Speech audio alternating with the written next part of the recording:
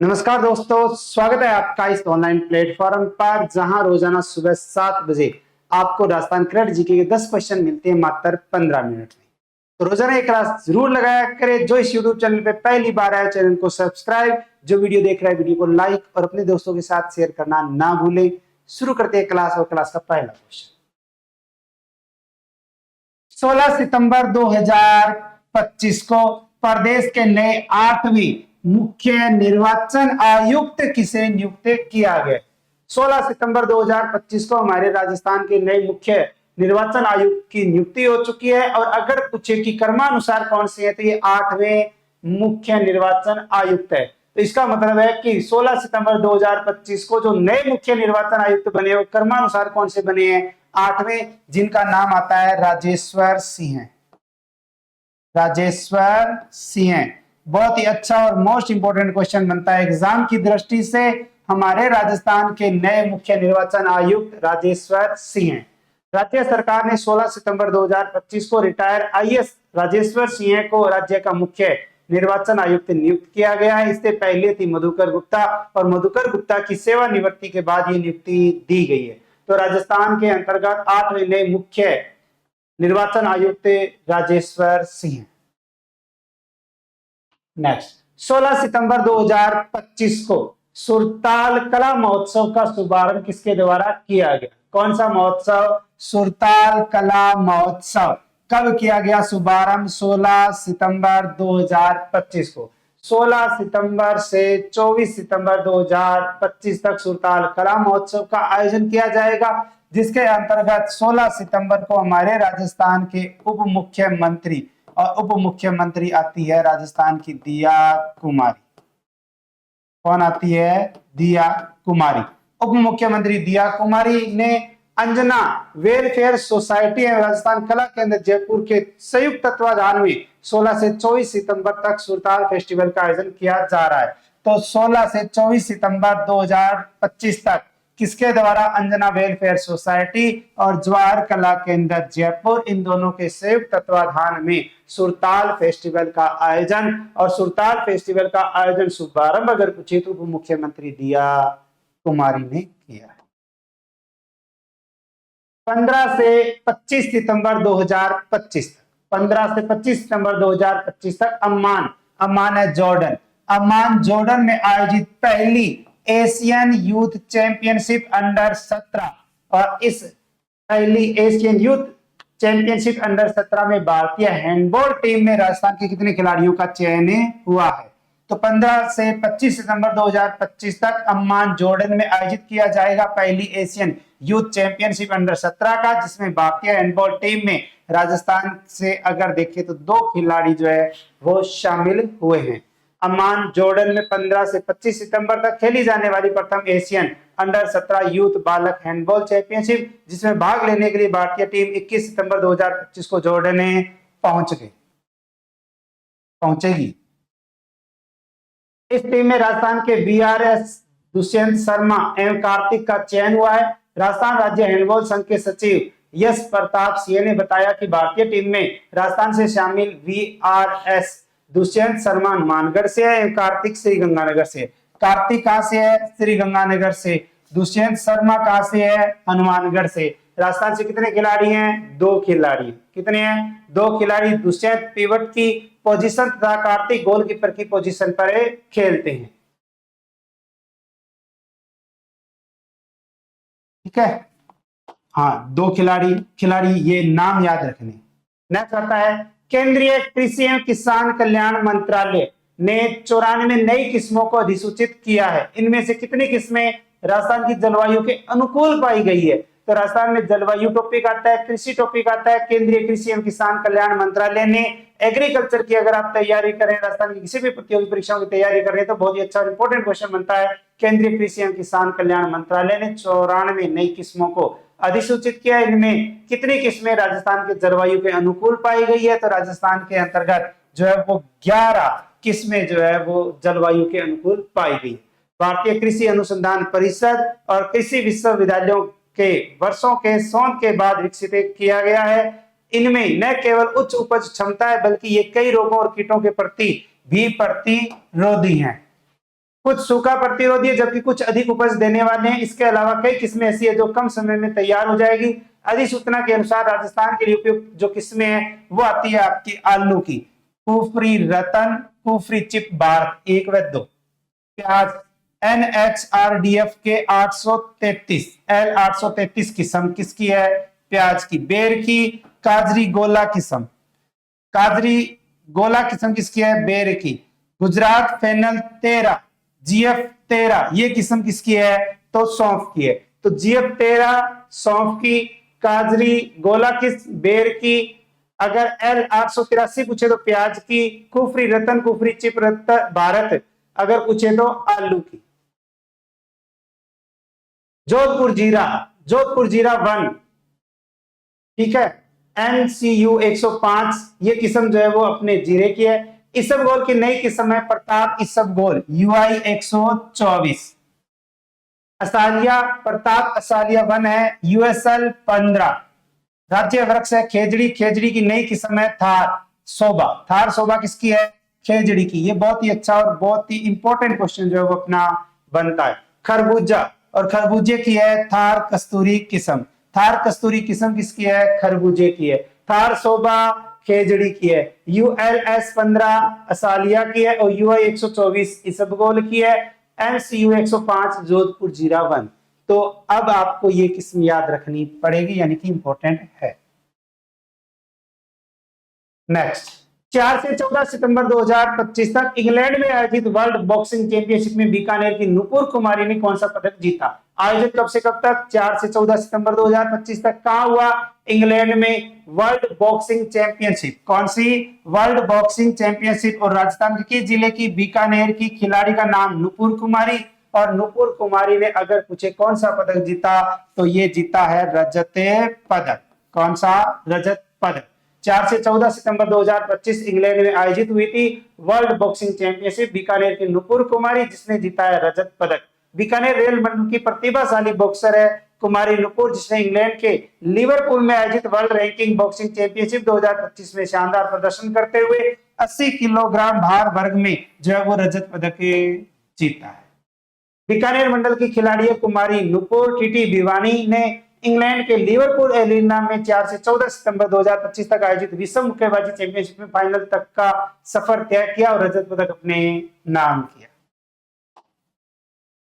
Next, जनगणना 2027 के लिए सीमाओं ग्राम नगर तहसील जिला में बदलाव की अंतिम तिथि क्या है? जनगणना का बहुत ही अच्छा और मोस्ट इंपोर्टेंट क्वेश्चन बनता है। जनगणना 2027 और जिसके लिए सीमांकन सीमाओं में ग्राम पंचायत नगर तहसील जिले के अंतर्गत जो भी बदलाव करना है सरकार ने कह दिया है कि आप बदलाव कर सकते हो 31 दिसंबर 2025 तक। उसके बाद में आप कोई बदलाव नहीं कर पाओगे और उससे पहले पहले जो है वो प्रक्रिया आप कर सकते हो। तो राजस्थान के मुख्य सचिव है सुभाष पंत, जिनकी अध्यक्षता में 15 सितंबर 2025 को सचिवालय में राज्य स्तरीय समन्वय समिति की बैठक आयोजित हुई थी, जिसमें राजस्थान राज्य के 19 विभागों के प्रशासनिक सचिवों वरिष्ठ प्रतिनिधियों द्वारा हिस्सा लिया गया। इस बैठक में जनगणना की पूरी प्रक्रिया को लेकर चर्चा की गई, जिसके अंतर्गत उन्होंने बताया कि इस बार जनगणना पूर्णतः डिजिटल स्वरूप में होगी। कौन सी है? डिजिटल, जिससे तहसील और गांव स्तर का डेटा शीघ्र रूप से संकलित होगा। इस डेटा के विश्लेषण से विभिन्न विभाग अपनी योजनाओं और कार्यक्रमों का क्रियान्वयन अधिक प्रभावी ढंग से कर सकेंगे। श्री पंत ने कहा कि केंद्र सरकार के निर्देशानुसार संबंधित सभी विभाग ये सुनिश्चित करें कि जनगणना प्रक्रिया के दौरान किसी भी प्रशासनिक इकाई की सीमाओं में परिवर्तन नहीं किया जाएगा। और उन्होंने स्पष्ट किया है कि 31 दिसंबर 2025 तक की सीमाओं में बदलाव अनुमति होगा और इसके बाद 1 जनवरी 2026 से मार्च 2027 तक किसी भी प्रकार का परिवर्तन स्वीकार्य नहीं होगा। तो स्पष्ट किया 31 दिसंबर 2025 तक ही आप सीमाओं में बदलाव जो है वो कर सकते हैं, अनुमति दी गई है। उन्होंने निर्देशित किया है कि संबंधित विभागों को 1 दिसंबर 2025 से पूर्व उक्त प्रक्रिया पूर्ण कर लेने हेतु आवश्यक कार्रवाई की जानी है। यानी कि संबंधित विभाग को 1 दिसंबर का जो है वो समय दिया है। उन्होंने इसे राष्ट्रीय दायित्व बताते हुए सभी विभागों से समन्वय के साथ कार्य करने का आह्वान भी किया। नेक्स्ट, प्रदेश में आयोजित शहरी सेवा शिविर के अंतर्गत यदि कोई व्यक्ति 2025-26 तक अपनी लीज राशि एक मुश्त जमा करता है तो उसे ब्याज में कितनी छूटें मिलेगी। प्रदेश में आयोजित है शहरी सेवा शिविर, और ये शहरी सेवा शिविर अगर देखें तो कल से ही यानी कि 17 सितंबर से शुरू हुए हैं। 17 सितंबर से 17 अक्टूबर तक हमारे राजस्थान में चलेंगे शहरी सेवा शिविर, और इन शिविरों के अंतर्गत जो है वो राज्य सरकार ने जो है वो कुछ छूट दी है। आपके राजस्थान की जियोग्राफी के अंतर्गत उद्योग टॉपिक आता है, और अगर हम देखें तो ये शिविर जो आयोजन किए जा रहे हैं इनकी हर एक बात जो है वो आपके लिए इंपॉर्टेंट रहेगी। इस योजना का सबसे बड़ा लाभ गरीब और छोटे भूखंड धारकों को मिलेगा। सरकार ने बकाया लीज राशि, रूपांतरण शुल्क, प्रीमियम दरें और भवन निर्माण स्वीकृत में व्यापक रियायतें देने का निर्णय किया है। और खास बात यह है कि 69A के पट्टों के शुल्क को घटाकर 200 रुपए प्रति वर्ग मीटर से 100 रुपए प्रति वर्ग मीटर कर दिया है। तो 69A के पट्टों के तहत शुल्क घटाकर 200 रुपए प्रति वर्ग मीटर से कितना कर दिया है, 100 रुपए प्रति वर्ग मीटर कर दिया है। और सरकार ने घोषणा भी की है कि यदि लोग अपनी 2025-26 तक की बकाया लीज राशि एक मुश्त जमा करा दे तो 100% ब्याज माफ कर दिया जाएगा। यानी कि इसका राइट आंसर क्या रहेगा, 100%। वही 31 दिसंबर 2025 तक फ्री होल्ड प्रमाण पत्र लेने वालों को बकाया राशि में 60% तक की छूटें दी जाएगी। 31 दिसंबर 2025 फ्री होल्ड प्रमाण पत्र बकाया राशि में 60% की छूट। इसके अलावा क्या क्या प्रावधान है, क्योंकि आगामी प्रतियोगी परीक्षाओं को देखते हुए ऐसे ही एग्जाम में क्वेश्चन आएंगे या आने की संभावना है। जैसे निर्धारित समय पर मकान निर्माण न करने वालों के लिए विरासत का प्रावधान दिया गया, ठीक है। 250 वर्ग मीटर तक के भूखंड पर 75% की छूट है। 251 से 500 मीटर तक 50% की छूट है, और 501 से 1000 वर्ग मीटर तक 25% की छूट है। इसी तरह प्रीमियम दरों में भी कमी दी जाएगी। 100 वर्ग मीटर तक 25% की छूट, 101 से 200 वर्ग मीटर तक है 15% की छूट। और राजस्थान सरकार ने घर बनाने वालों को भी बड़ी सुविधा दी है। क्या दी है, G1 मंजिल तक मकान निर्माण की स्वीकृति पर भवन मानचित्र शुल्क में 50% की छूट होगी, और नक्शा स्वीकृत शुल्क घटाकर केवल 30 रुपए प्रति वर्ग मीटर कर दिया है। तो नक्शा स्वीकृत शुल्क घटाकर केवल 30 रुपए प्रति वर्ग मीटर कर दिया गया है। आवासीय भूखंडों के लिए भी क्या किया है, उप विभाजन व पुनर्गठन शुल्क में 75% की राहत दी जाएगी, दी गई है। 250 वर्ग मीटर तक 19 रुपए प्रति वर्ग मीटर, 251 से 500 वर्ग मीटर तक 38 रुपए प्रति वर्ग मीटर, और 501 से 1000 वर्ग मीटर तक 57 रुपए प्रति वर्ग मीटर की जो है वो भी छूटें दी जा रही है आवासीय भूखंडों के विभाजन में पुनर्गठन शुल्क में। और सरकार ने व्यवसायिक और औद्योगिक गतिविधियों को बढ़ावा देने के लिए भी रियायतें दी है। गैर आवासीय से व्यवसायिक रूपांतरण पर 20% से 40% तक छूट दी है, और औद्योगिक भूखंडों में रूपांतरण शुल्क में 50% की छूट दी है। तो औद्योगिक भूखंडों में रूपांतरण शुल्क में सरकार ने कितनी, 50%।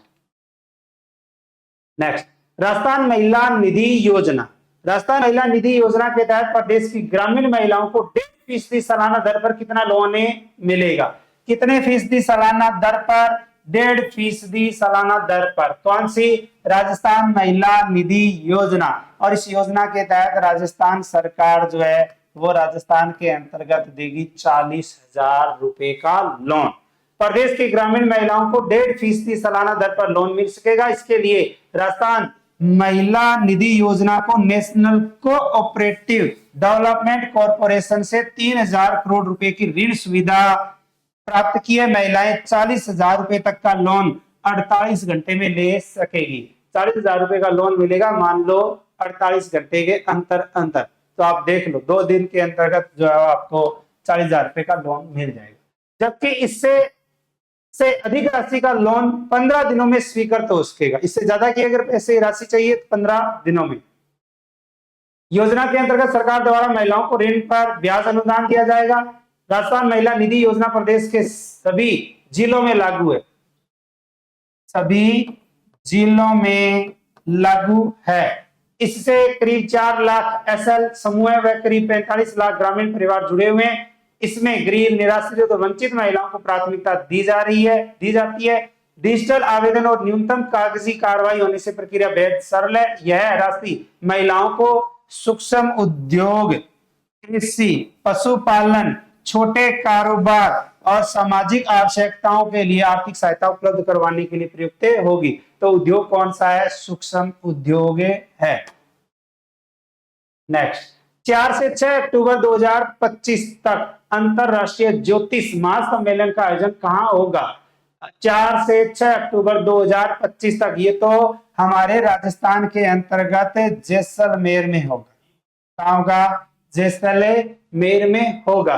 तो राजस्थान में स्वर्ण नगरी जैसलमेर में आगामी 4 से 6 अक्टूबर 2025 की अवधि में अंतरराष्ट्रीय ज्योतिष महासम्मेलन का आयोजन किया जाएगा। सीमा ज्योतिष एवं वास्तु अनुसंधान केंद्र जोधपुर और श्री कृष्णा ज्योतिष शोध संस्थान जयपुर की ओर से संयुक्त रूप से आयोजित होने वाले 3 दिवसीय कार्यक्रम में विख्यात ज्योतिषाचार्यों का सम्मान किया जाएगा और ज्योतिष की विद्या में पारंगत विद्वान आपस में सूत्रों का आदान प्रदान भी करेंगे।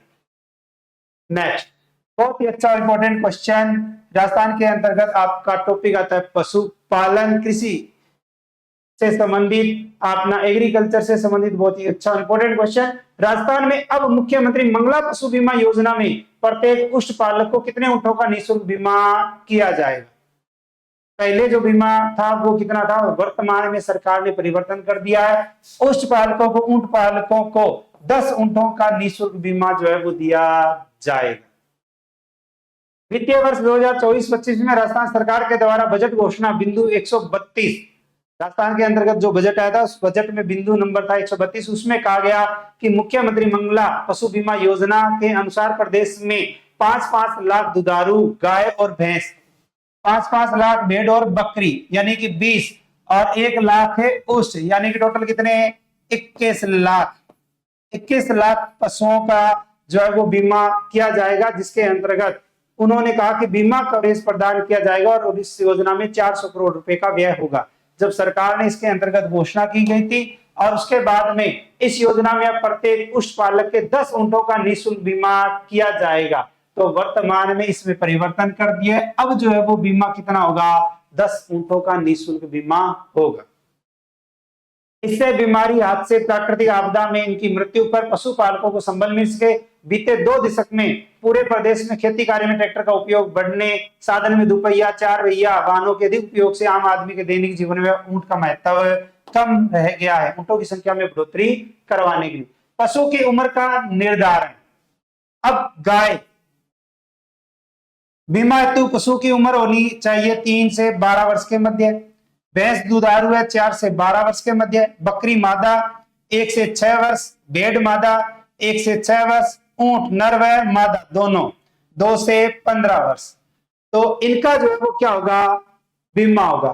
कीमत का निर्धारण, अब इनमें राशि कितनी मिलेगी? तो राशि, गाय दुधारू है तो 3000 प्रति लीटर प्रतिदिन के आधार पर न्यूनतम कीमत का निर्धारण किया जाएगा। अधिकतम राशि जो कितनी है? 40,000 रुपए प्रति पशु। भैंस का 4000 प्रति लीटर प्रतिदिन के आधार पर न्यूनतम कीमत का निर्धारण किया जाएगा, अधिकतम राशि है 40,000। बकरी 4000 प्रति पशु, भेड़ 4000 प्रति पशु, ऊंट अधिकतम राशि है 40,000 रुपए। कितने? 40,000 रुपए। तो अब इसमें आपको ध्यान रखना है कि बकरी और भेड़ पर कितने हैं? 4,000 रुपए है, गाय भैंस और ऊंट पर कितने हैं? 40,000 रुपए।